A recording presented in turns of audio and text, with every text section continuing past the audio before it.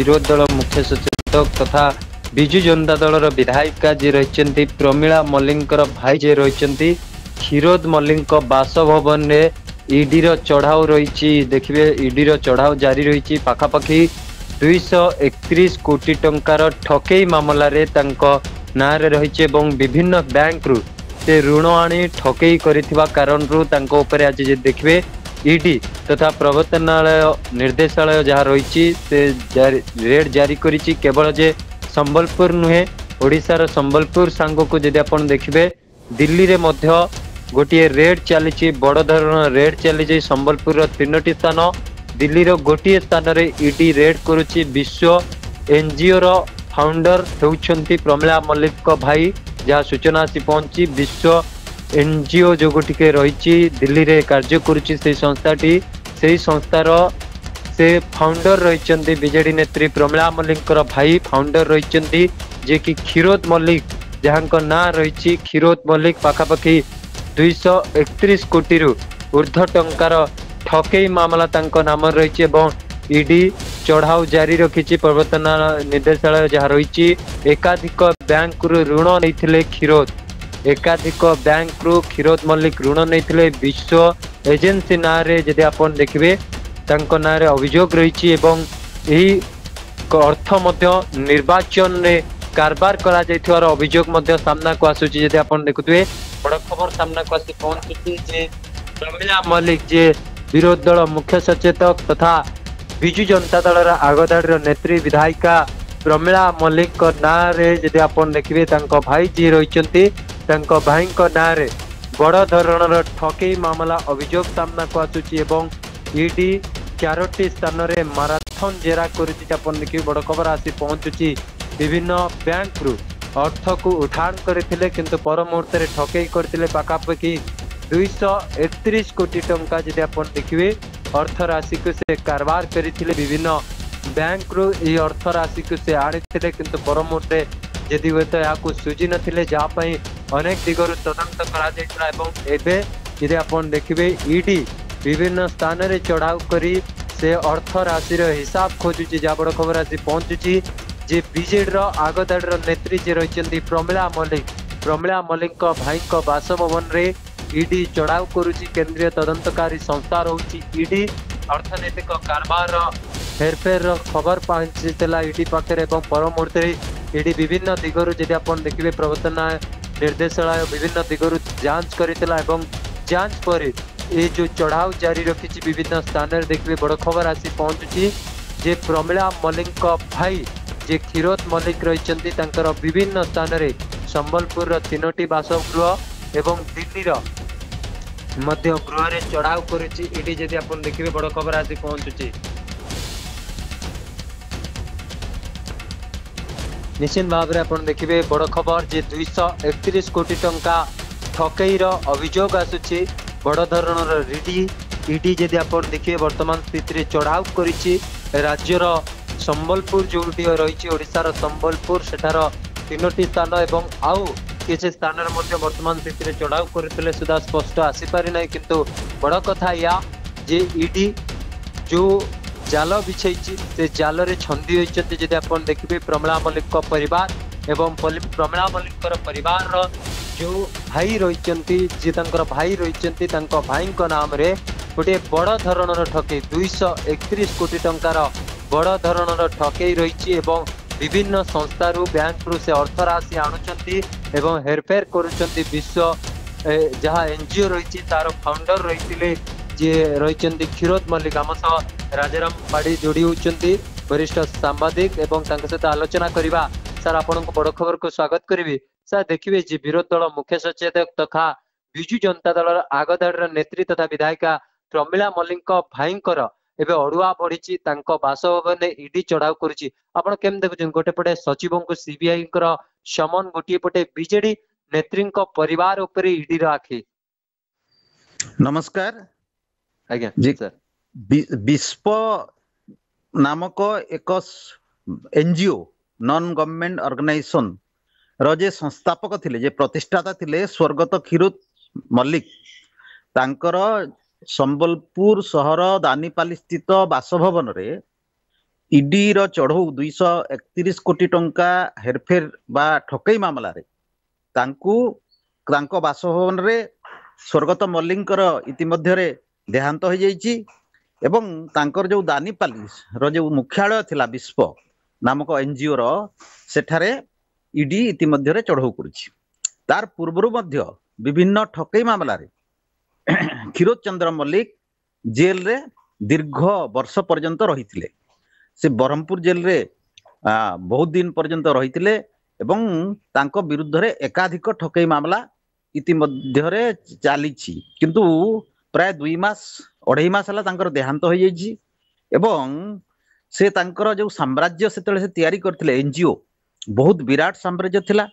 ସେ ଭାରତ ସରକାରଙ୍କର ବିଭିନ୍ନ ଅର୍ଥନୈତିକ ଅନୁଷ୍ଠାନରୁ ଶହ ଶହ କୋଟି ହଜାର ହଜାର କୋଟି ଟଙ୍କା ଋଣ ଆଣିଥିଲେ ଏବଂ ବହୁତ ଜାଲିଆତି ମଧ୍ୟ କରିଥିଲେ। ଆପଣ ଏଇ ଯୋଉ ଡାଲି ଦୁର୍ନୀତି ସଂକ୍ରାନ୍ତରେ ମଧ୍ୟ ସେ ଯେତେବେଳେ ତାଙ୍କର ଏନଜିଓ ପୁରା ଆମର ଓଡ଼ିଶାରେ ଏକ ପ୍ରମୁଖ ଏନଜିଓ ଭାବରେ କାର୍ଯ୍ୟ କରୁଥିଲା, ସେତେବେଳେ ଏଇ ଡାଲି ଦୁର୍ନୀତି ପ୍ରସଙ୍ଗ ଉଠିଥିଲା ବିଧାନସଭାରେ ଏବଂ ଆପଣ ସେଇ ପ୍ରସଙ୍ଗରେ ପ୍ରମିଳା ମଲ୍ଲିକଙ୍କୁ ସେତେବେଳେ ଯେ ଥିଲେ ମହିଳା ଶିଶୁ କଲ୍ୟାଣ ବିଭାଗର ମନ୍ତ୍ରୀ ତାଙ୍କୁ ଇସ୍ତଫା ଦେବାକୁ ପଡିଥିଲା ଏବଂ ସେହି ମାମଲାରେ ମଧ୍ୟ କ୍ଷୀରୋଦ ମଲ୍ଲିକ ଛନ୍ଦି ହେଇଥିଲେ। ସେତେବେଳେ ରାଜ୍ୟର ବିଭିନ୍ନ ଗୁରୁତ୍ୱପୂର୍ଣ୍ଣ କମିଟି ଗୁଡ଼ିକ ଯୋଉ ଥିଲା ସେ କମିଟି ଗୁଡ଼ିକରେ କ୍ଷୀରୋଦ ମଲ୍ଲିକଙ୍କୁ ତାଙ୍କର ଭଉଣୀ ସେତେବେଳେ ପ୍ରଭାବଶାଳୀ ବିଜେଡି ନେତ୍ରୀ ବର୍ତ୍ତମାନ ମଧ୍ୟ ବିଜୁ ଜନତା ଦଳର ମୁଖ୍ୟ ସଚେତକ ଯେ ରହିଛନ୍ତି ସେ କ୍ଷୀରୋଦ ମଲ୍ଲିକଙ୍କୁ ରାଜ୍ୟର ବିଭିନ୍ନ ଗୁରୁତ୍ୱପୂର୍ଣ୍ଣ କମିଟି ମାନଙ୍କରେ ତାଙ୍କୁ ସଦସ୍ୟ ଭାବରେ ନେଇଥିଲେ। ଫଳରେ ସେ କ୍ଷୀରୋଦ ମଲ୍ଲିକ ଗୋଟେ ପ୍ରଭାବଶାଳୀ ଭୂମିକା ନିର୍ବାହ କରୁଥିଲେ। ତାଙ୍କର ଯୋଉ ବାର୍ଷିକ ଉତ୍ସବ ହଉଥିଲା ସେ ବାର୍ଷିକ ଉତ୍ସବରେ ରାଜ୍ୟର ତତ୍କାଳୀନ ଯୋଉମାନେ ପ୍ରଭାବଶାଳୀ ମନ୍ତ୍ରୀ ପ୍ରଫୁଲ୍ଲ ଘଡେଇଙ୍କଠୁ ଆରମ୍ଭ କରି ରାଜ୍ୟର ବିଜେଡିର ବହୁତ ମନ୍ତ୍ରୀ ଆସିକିରି ତାଙ୍କର ଯୋଉ ବାର୍ଷିକ ଉତ୍ସବରେ ଯୋଗ ଦଉଥିଲେ ଏବଂ ସେଇ ଉତ୍ସବ ମାନଙ୍କରେ ଶହ ଶହ କୋଟି ଟଙ୍କାର ବ୍ୟୟବରାଦ କରାଯାଉଥିଲା ଏବଂ ସରକାରୀ ଅର୍ଥନୈତିକ ଅନୁଷ୍ଠାନରୁ ଋଣ ଆଣିକରି ସେ ପାଣି ଭଳି ରାଜନୈତିକ ନେତାଙ୍କର ପଛରେ ସେ ତାଙ୍କର ଅର୍ଥ ବ୍ୟୟ କରୁଥିଲେ ଏବଂ ଗୋଟେ ସେ ସେତେବେଳେ ଆପଣ ତାଙ୍କର ଯୋଉ କାର୍ଯ୍ୟାଳୟ ଯୋଉ ଥିଲା ଦାନିପାଲି ଆମର ସମ୍ବଲପୁର ସହରର ଦାନିପାଲିରେ ବିରାଟ କାର୍ଯ୍ୟାଳୟ ଥିଲା ଏବଂ ହଜାର ହଜାର ଶହ ଶହ ସଂଖ୍ୟାରେ ଯୁବକ ଯୁବତୀ ମାନଙ୍କୁ ସେ ଚାକିରି ଦେବା ନାଁରେ ସେଠି ଅବସ୍ଥାପିତ କରିଥିଲେ ଏବଂ ବହୁତ ଯୁବକ ଯୁବତୀ ସେଠି କାର୍ଯ୍ୟ କରିକି ତାଙ୍କର ବର୍ଷ ବର୍ଷର ଯୋଉ ପ୍ରାପ୍ୟ ମଧ୍ୟ ପାଉଣା ମଧ୍ୟ ପାଇନାହାନ୍ତି ଏବଂ ଇତିମଧ୍ୟରେ ସେ ସାମ୍ରାଜ୍ୟ ଧ୍ୱଂସ ହୋଇଯାଇଛି ଏବଂ ତାଙ୍କର ଏକମାତ୍ର ପୁତ୍ର ସେ ଏବେ ରହିଛନ୍ତି ଏବଂ ଆପଣ ଦେଖିବେ ଯେ ସେ ତାଙ୍କର ବିରୁଦ୍ଧରେ ଯେତେବେଳେ ଆଇନଗତ କାର୍ଯ୍ୟାନୁଷ୍ଠାନ ଗ୍ରହଣ କରାଗଲା ସେ ତାଙ୍କର କାର୍ଯ୍ୟକଳାପ ସମ୍ବଲପୁର ଉଠେଇକି ନେଇକିରି ବିଞ୍ଝାରପୁରରେ ମଧ୍ୟ ଯାଜପୁର ଜିଲ୍ଲାର ବିଞ୍ଝାରପୁର ଅଞ୍ଚଳରେ ମଧ୍ୟ ସେ ତାଙ୍କର କାର୍ଯ୍ୟକଳାପ ଚଲେଇଥିଲେ ଏବଂ ଆପଣଙ୍କର ଏଇ ଯୋଉ ମାଇକ୍ରୋ ଫାଇନାନ୍ସ ଯୋଉ ମହିଳା ମାନଙ୍କୁ ଯୋଉ ଋଣ ଦେଇକିରି ଚଢା ଦରରେ ସୁଧ ଏମାନେ ଅସୁଲ କରୁଥିଲେ ଏବଂ ବହୁତ ରକମର ଅର୍ଥନୈତିକ କେଳେଙ୍କାରୀରେ ଏଇ ବିଶ୍ବ ସଂସ୍ଥା କ୍ଷୀରୋଦ ଚନ୍ଦ୍ର ମଲ୍ଲିକ ଏବଂ ପ୍ରମିଳା ମଲ୍ଲିକ ଏହାକୁ ସବୁ ରକମର ସହଯୋଗ ଯୋଗାଉଥିଲେ ଯେ ପ୍ରମିଳା ମଲ୍ଲିକ ବହୁତ ମୁଖର ହେଇକିରି ଯେ ବିଶୁଦ୍ଧ ଭାରତୀୟ ଜନତା ପାର୍ଟି ସରକାର ବିରୁଦ୍ଧରେ ସେ ବିଷୋଦ୍ଗାର କରୁଥିଲେ ସମାଲୋଚନା କରୁଥିଲେ କିନ୍ତୁ ସେ ଚାଲୁଣି ହେଇକିରି ସେ ଛୁଞ୍ଚିକୁ ଯେମିତି କୁହନ୍ତି ଯେ ତୁମର କଣା ଅଛି ବୋଲିକିରି ଯେ ସେ କ୍ଷୀରୋଦ ମଲ୍ଲିକ ତାଙ୍କର ଯେ ବଡ ଭାଇ ଥିଲେ ସେ ଷ୍ଟେଟ ବ୍ୟାଙ୍କ ରେ ଚାକିରି ଜୀବନ ଆରମ୍ଭ କରିଥିଲେ ତତ୍ପରେ ସେ ଷ୍ଟେଟ ବ୍ୟାଙ୍କର ଇଏ ଚାକିରିରୁ ସ୍ୱେଚ୍ଛାକୃତ ଅବସର ନେଇକିରି ବିସ୍ପ ନାମକ ଏନଜିଓ ସେ ପ୍ରତିଷ୍ଠା କରିଥିଲେ ଏବଂ ସେ ଏନଜିଓ ମାଧ୍ୟମରେ ହଜାର ହଜାର କୋଟି ଟଙ୍କାର କେଳେଙ୍କାରୀ ସେ କରିଥିଲେ। ଇତିମଧ୍ୟରେ ପ୍ରାୟ 2.5 ମାସ ହେବ ତାଙ୍କର ଦେହାନ୍ତ ହେଇଯାଇଛି ଏବଂ ଦେଖିବେ ଯେ ଏତେ ବଡ ସାମ୍ରାଜ୍ୟ ପ୍ରତିଷ୍ଠା କରିଥିଲେ ମାନେ ପାଣି ଭଳି ଟଙ୍କା ଖର୍ଚ୍ଚ କରୁଥିଲେ ତାଙ୍କର ମୃତ୍ୟୁ ଅବସରରେ ତାଙ୍କର ଶବକୁ କାନ୍ଧ ଦେବା ପାଇଁ ମଧ୍ୟ ଲୋକଙ୍କର ଅଭାବ ପରିଲକ୍ଷିତ ହୋଇଥିଲା। ତେଣୁ ବର୍ତ୍ତମାନର ଯୋଉ ଇଡି ଚଢଉ ଚାଲିଛି ଏଇ ଇଡି ଚଢଉ ଯଦି ଠିକ ଠାକ ଢଙ୍ଗରେ ହେବ ସ୍ୱଚ୍ଛ ହେବ ପାରଦର୍ଶୀ ହେବ ତାହେଲେ ବହୁତ ତଥ୍ୟ ଲୋକଲୋଚନକୁ ଆସିବ ଏବଂ ପ୍ରମିଳା ମଲ୍ଲିକର ଭଳି ଯୋଉ ନେତ୍ରୀ ମାନେ ଅଛନ୍ତି ତାଙ୍କର ଅସଲ ମୁଖା ଖୋଲିବ। ସାର୍ ଆଉ ଗୋଟିଏ ଦିଗକୁ ଦେଖିବେ ଯଦି ବିଭିନ୍ନ ଦିଗରୁ ଯେତେବେଳେ ପ୍ରମିଳା ମଲ୍ଲିକର ମଧ୍ୟ ଅଡୁଆ ବଢିବ କାହିଁକି ନା ଇଡି ଯେତେବେଳେ ଚଢଉ କରୁଛି ଯେତେବେଳେ ତାଙ୍କ ଭାଇଙ୍କର ଦେହାନ୍ତ ହୋଇଛି ଏଠି ପ୍ରମିଳା ମଲ୍ଲିକଙ୍କ ହାତକୁ ନେଇ ମଧ୍ୟ ପ୍ରଶ୍ନ ଉଠିବ, କାହିଁକି ନା ପ୍ରମିଳା ମଲ୍ଲିକ ମଧ୍ୟ ଛତ୍ରଛାୟା ଦଉଥିଲେ। ପ୍ରମିଳା ମଲ୍ଲିକ ହୁଏତ ନିଜ ନାଁରେ କିଛି ନ କରୁଥିଲେ କିନ୍ତୁ ସେ ଏଥିରେ ମଧ୍ୟ ସମ୍ପୃକ୍ତି ଥାଇପାରନ୍ତି। ହଁ, ପ୍ରମିଳା ମଲ୍ଲିକ ଯେତେବେଳେ ପ୍ରଭାବଶାଳୀ ମନ୍ତ୍ରୀ ଥିଲେ ସେତେବେଳେ ବିଶ୍ୱର ସାମ୍ରାଜ୍ୟର ଅଭିବୃଦ୍ଧି ଘଟିଥିଲା। ଅର୍ଥାତ୍ ପ୍ରମିଳା ମଲ୍ଲିକ ଯଦିଓ ପ୍ରତ୍ୟକ୍ଷ ଭାବରେ ଏହି ଅନୁଷ୍ଠାନ ସହିତ ଏନଜିଓ ସହିତ ବିଶ୍ୱ ସହିତ ସମ୍ପୃକ୍ତ କିମ୍ବା ସଂଯୁକ୍ତ ନଥିଲେ କିନ୍ତୁ ସବୁ ରକମର ସହଯୋଗ ସେ ଯୋଗାଇ ଦେଉଥିଲେ। ତାଙ୍କର ବାପା ପବନ ମଲ୍ଲିକ ଯେ ତାଙ୍କ ନାଁରେ ମଧ୍ୟ ବିଭିନ୍ନ ଏଇ ଯୋଉ ଏନଜିଓ ବାହାନାରେ ବିଭିନ୍ନ ରକମର କାର୍ଯ୍ୟକ୍ରମ ଏମାନେ ଗ୍ରହଣ କରିଥିଲେ। ତେଣୁ ସମଗ୍ର ପରିବାର ଏଇ ସମଗ୍ର ମଲ୍ଲିକ ପରିବାର ଏହି ଅନୁଷ୍ଠାନ ସହିତ ଜଡ଼ିତ ଥିଲେ ଏବଂ ଏଇ ଯୋଉ କେଳେଙ୍କାରୀରେ ସମସ୍ତେ ସମ୍ପୃକ୍ତ। ଯେ ପ୍ରମିଳା ମଲ୍ଲିକ ମଧ୍ୟ ଝାଡ଼ି ଝୁଡ଼ି ହେଇକରି ଏଥିରୁ ମୁକ୍ତ ହୋଇ ରହିପାରିବେ ନାହିଁ। ଏଇ ଯୋଉ ଇଡି ଚଢ଼ଉ କରୁଛି ଏହା ଗୋଟେ ଆପଣଙ୍କର ଛାଟ ବୋଲି ଭାବନ୍ତୁ। ପ୍ରମିଳା ମଲ୍ଲିକ ଯୋଉ ବିଶୁଦ୍ଧ ଭାରତୀୟ ଜନତା ପାର୍ଟି ମୋହନ ମାଝୀ ସରକାର ବିରୁଦ୍ଧରେ ବିଷୋଦ୍ଗାର କରୁଥିଲେ ଉଦ୍ଦେଶ୍ୟମୂଳକ ଭାବରେ ରାଜନୈତିକ ଉଦ୍ଦେଶ୍ୟ ରଖିକରି, ତେଣୁକରି ବର୍ତ୍ତମାନ ଇଡିର ଛାଟ ଏଇ ଯୋଉ ପ୍ରମିଳା ମଲ୍ଲିକଙ୍କ ସମେତ ସମଗ୍ର ମଲ୍ଲିକ ପରିବାରର ଯୋଉ ଅର୍ଥନୈତିକ କେଳେଙ୍କାରୀ ତାହାକୁ ପର୍ଦ୍ଦାଫାଶ କରିବ ଏବଂ ଏମାନଙ୍କର ଅସଲ ମୁଖା ଖୋଲିବ। ଆପଣ ଯେମିତି କହୁଥିଲେ ଯେ ସିବିଆଇ ସମନ କରିଛି ବିଷ୍ଣୁପଦ ସେଠୀଙ୍କୁ, ଆପଣଙ୍କର bridge and roof company India limited ଏବଂ ଏନବିସିସି ମାମଲାରେ ତାଙ୍କୁ ସମନ ଜାରି କରିଛି ସିବିଆଇ ବିଷ୍ଣୁପଦ ସେଠୀଙ୍କୁ, ବରିଷ୍ଠ ଆଇଏଏସ୍ ଅଫିସର। ଇତିମଧ୍ୟରେ ଗତକାଲି ମୋହନ ମାଝୀ ସରକାର ତାଙ୍କୁ ସମସ୍ତ ଯୋଉ ଦାୟିତ୍ୱରୁ ମୁକ୍ତ କରିକିରି ତାଙ୍କୁ ଓଏସଡି ଭାବରେ ସାଧାରଣ ପ୍ରଶାସନ ବିଭାଗରେ ତାଙ୍କୁ ଦାୟିତ୍ୱ ପ୍ରଦାନ କରିଛନ୍ତି, ସବୁ ଦାୟିତ୍ୱରୁ ମୁକ୍ତ କରିଦେଇଛନ୍ତି ଏବଂ ଓଏସଡି ଭାବରେ ଜଣେ ବରିଷ୍ଠ ଆଇଏଏସ୍ ଅଧିକାରୀଙ୍କୁ ଅବସ୍ଥାପିତ କରିବା, ତାଙ୍କୁ ଏକରକମ ତାଙ୍କର ପଦପଦବୀକୁ ଗୌଣ କରି ତାଙ୍କୁ ଗୋଟେ ପ୍ରଭାବହୀନ ଜାଗାରେ ଅବସ୍ଥାପିତ କରିବା ବ୍ୟବସ୍ଥା ମୋହନ ମାଝୀ ସରକାର କରିଛନ୍ତି। ତେଣୁ ଏଇ ଯୋଉ ସିବିଆଇ, ଇଡି, ଇଓଡବ୍ଲ୍ୟୁ ଏଇ ଯାହା ବି ସଂସ୍ଥା ଅଛି କେନ୍ଦ୍ର ସରକାରଙ୍କ ସଂସ୍ଥା, ପୂର୍ବରୁ ଓଡ଼ିଶାରେ ଏମାନେ ଯୋଉ ଦୁର୍ନୀତି ସଂକ୍ରାନ୍ତରେ ତଦନ୍ତ କରୁଥିଲେ ସେଟା ପ୍ରଭାବୀ ନଥିଲା। ଏବେ ପ୍ରଭାବୀ ଢଙ୍ଗରେ ଯଦି ଏମାନେ ଅନୁସନ୍ଧାନ କରିବେ ଏବଂ ନିରପେକ୍ଷ ଅନୁସନ୍ଧାନ କରିବେ ତାହେଲେ ବହୁତ ଆର୍ଥିକ କଳେଙ୍କାରୀ ଏବଂ ପ୍ରମିଳା ମଲ୍ଲିକ ଭଳି ଯୋଉମାନେ ନେତ୍ରୀ ଦୀର୍ଘ ବିଞ୍ଜାରପୁରରୁ ଦୀର୍ଘ 6 ଥର ହେଲା ସେ ନିର୍ବାଚିତ ହେଇ ଆସୁଛନ୍ତି ବିଧାନସଭାକୁ। ରାଜ୍ୟ ନବୀନ ପଟ୍ଟନାୟକଙ୍କର ମନ୍ତ୍ରିମଣ୍ଡଳରେ ବହୁତ ଗୁରୁତ୍ୱପୂର୍ଣ୍ଣ ବିଭାଗର ମନ୍ତ୍ରୀ ଥିଲେ, ବାଚସ୍ପତି ମଧ୍ୟ ଥିଲେ ଏବଂ ସେ ତାଙ୍କର ସରକାରୀ ପଦପଦବୀର ବହୁତ ଦୁରୁପଯୋଗ କରିଥିବାର ଅଭିଯୋଗ ହୁଏ ଏବଂ ଏଇ ଅର୍ଥନୈତିକ କେଳେଙ୍କାରୀ ବିଶ୍ୱର କେଳେଙ୍କାରୀ ମଧ୍ୟ ପ୍ରମିଳା ମଲ୍ଲିକ ନିଶ୍ଚିତ ଭାବରେ ତାଙ୍କର ଭାଗିଦାରୀ ଥିବ ଏବଂ ତାହା ନିରପେକ୍ଷ ତଦନ୍ତ ହେଲେ ଜଣାପଡ଼ିବ। ସାର୍ ଆଉ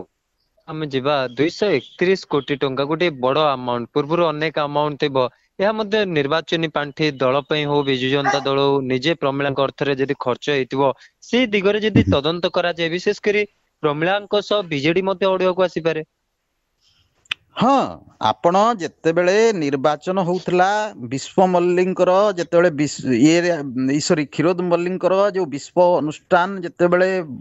ବହୁତ ତାର ସାମ୍ରାଜ୍ୟ ସମଗ୍ର ଓଡ଼ିଶାରେ ବିସ୍ତାର କରିଥିଲା ଏବଂ ଓଡ଼ିଶା ସମେତ ଦିଲ୍ଲୀ ଠାରୁ ଆରମ୍ଭ କରି ଝାରଖଣ୍ଡ, ଛତିଶଗଡ଼ ଭଳି ବହୁତ ରାଜ୍ୟରେ ଏହାର ଶାଖା ପ୍ରଶାଖା ଖୋଲିଥିଲା ଏବଂ ଏମାନେ ନିର୍ବାଚନ ଅବସରରେ ବିଜୁ ଜନତା ଦଳର ଏଜେଣ୍ଟ ଭାବରେ କାର୍ଯ୍ୟ କରୁଥିଲେ ଏବଂ ପାଣ୍ଠି ସଂଗ୍ରହ ଠାରୁ ଆରମ୍ଭ କରି ଯେମିତି ନିର୍ବାଚନ ଅବସରରେ ବିଜେଡିର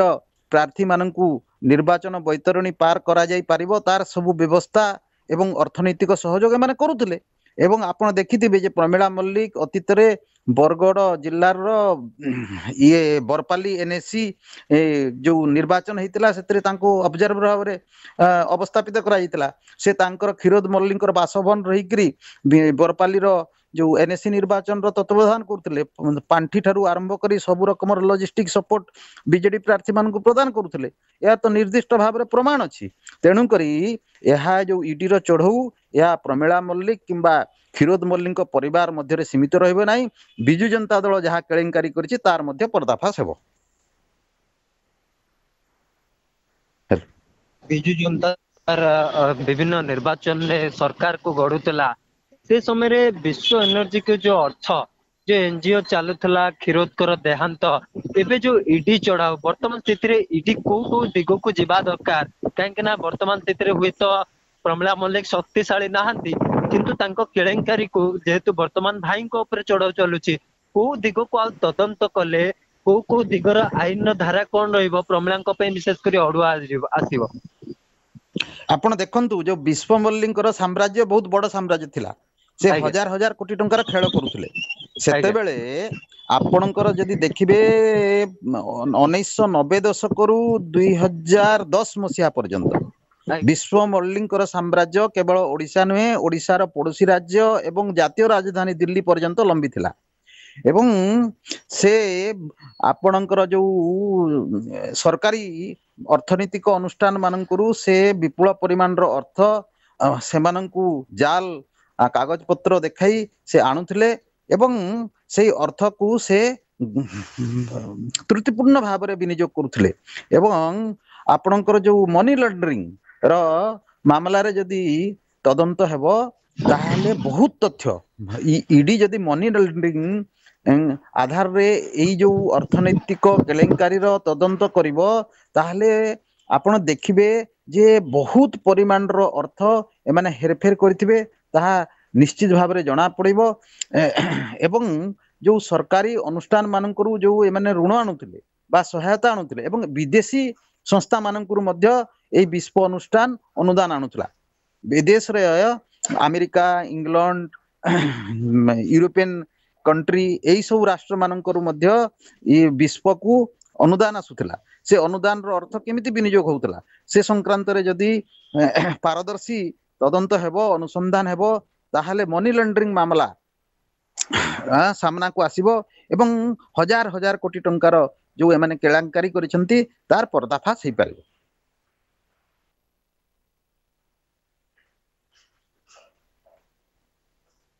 एभଳି କିଛି ତାଙ୍କ ପାଇଁ ମଧ୍ୟ ବାଟ ଅଛି କି ସାର୍? हाँ हाँ आपण आपण जो ईडी रो चढ़ौरू एमाने जो करिसंती दुर्नीति आज्ञा। प्रियाप्रीति तोषण आर्थिक अनैतिक कारबार ए सब कारबार ईडी रो तदंतरू जना पड़िबो मु कहूतली ना आपनकर 19 दशकरू 2010 मसीहा पर्यंत आज्ञा आज्ञा सर पाखापाखी 3 दशंधि धरिकरी विश्व एक माने एक विराट साम्राज्य गढ़ी तोड़ीथिला जे से सबु सरकारी बैंक ठारू आरंभ आपण के जो नेशनलाइज बैंक ठारू आरंभ करिकरी विभिन्न जो अर्थनीतिक अनुष्ठान अछंती से अनुष्ठान गुड़िकटू विपुल परिमाण अर्थ ऋण आकार रे सहायता आकार रे एवं विदेशी संस्था मानकर मध्य से विपुल परिमाण अर्थ आनिकरी ओडिशा रे एवं भारत वर्षर विभिन्न राज्य रे ताहाको अनैतिक भाव रे से विनियोग करथला एपरि कि जेतेबेले क्षीरोद मल्लिकर साम्राज्य पिक रे पहुंची थिला सेतेबेले से गोटे प्राइवेट बैंक प्रतिष्ठा करिवा पई मध्ये उद्यम करथिले एवं सेतेबेलर जे थिले अर्थमंत्री केंद्र अर्थमंत्री प्रणब मुखर्जी सहित मध्ये से जोगाजोग रे रहिथिले एवं गोटे टीम कलिकता रु आसिकरी जे जहार प्रणब मुखर्जी सहित संपर्क थिला से भली गोटे टीम आसिकरी तांकर कार्यालय मध्ये परिदर्शन करथिबार सूचना सेतेबेले रहिथिला तेणु वर्तमान एही सब प्रसंग को जदि ठीक ढंग रे ईडी सीबीआई एवं जो अर्थनीतिक अपराध नियंत्रण पाई जो एजेंसी गुड़ाक अच्छी से जदि भी ठीक ढंग रे अनुसंधान करेंगे बहुत गुरुत्वपूर्ण तथ्य लोकलोचन को आसीबो एवं प्रमिला मल्लिक जे कि भारतीय जनता पार्टी रो मोहन माझी सरकार को माने राजनीतिक उद्देश्य रखिकरी समालोचना करुछंती तांकर जो उद्देश्य स्पष्ट होई जिवो जे तुमे निजे दुर्नीति रे डूबी रहिच एवं जो सरकार प्रथम करी ओडिशा रे बीजेपी प्रथम करी सरकार गठन करिछि एवं बहुत जन कल्याणकारी योजना हाथ को नहीं किंतु से ताकू माने से योजना गुडी को सहयोग करबा परिवर्ते तुम राजनीतिक उद्देश्य रखी प्रमिला मल्लिक विभिन्न समय रे समालोचना करुछंती एवं जाजपुर नेता माने चैलेंज करुछंती मोहन माझी सरकार को तुमर जदी ससा हमको अरेस्ट करो बोली कहउछंती तेनु ईडी ईओडब्ल्यू एवं सीबीआई एई मामला रे जदी ठीक तदंत करिवो बहुत रोचक तथ्य सामना को आसियो। सर आउ गोटे दिग आमे देखिचे ए दुईटी अधिवेशन ने प्रमिला मल्लिकर जो विषोत्कार स्वर एवं खोद आपण जानिथिबे प्रमिला मल्लिक जेतबेले बाचस्पति थिले तांको नारे एई जे मुख्यमंत्री राज्यर वर्तमान रहिचंती मोहन माझी कोंतु संसदीय व्यापार मंत्री मुकेश महालिक को डाली फिंगिबार अभियोग आनी दुई जन को सस्पेंड करथिले किंतु आज निजर दुर्नीतिर गोटे पर्दा आसुची ए दिगरे प्रमिला मल्लिक कौन माने निजे जो चैलेंज दउथिले तांको ऊपर भारी पड़िला कि हाँ हाँ आपण निश्चित भाव भारी पड़िबो जे प्रमिला देवी जेमिति निजकू अति से नवीन पट्टनायक जेमिति दाबी करथिले जे मु होउची दुर्नीति मुक्त व्यक्ति मोर शासन काल रे कोनोसी रकमर दुर्नीति हेई नाही मु ओडिसा को स्वच्छ पारदर्शी शासन देइची एमिति जहा से दाबी करथिले नवीन पट्टनायक से किंतु एबे कोन होउची आपण से जति की दुर्नीति करिसंती नवीन पट्टनायक एवं पांड्यान सरकार ओडिसा रे तार जदि आपण एबे पेड़ी खोलुची गोटे परे गोटे आपण सेमिति प्रमिला मल्लिक भाबुतले जे